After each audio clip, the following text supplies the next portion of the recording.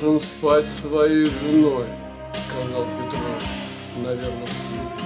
Но вышло как-то очень жутко. Не шутка, а укор дрянной. Как будто бы Петров мутант. Как будто он подлец идейный. Или за что-то просит денег. Или продал весь свой талант рассказчика болтливых слов. А стал разведчик тайн нескромных.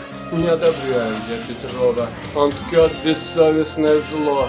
Ведь всяк, кто спал с своей женой когда-нибудь по воле Божьей, тот знает, с безнадежной ложью все это вот сопряжено. Лишь тот, кто с ней никак не спал, а мрачно бодрствовал ночами, питаясь водкой или чаем, лишь тот своих не предал шпал, то есть рельсов длинного пути, которых ходишь шагом нужным, презрев обед, фуршет и ужин, поскольку труд твой кропотлив.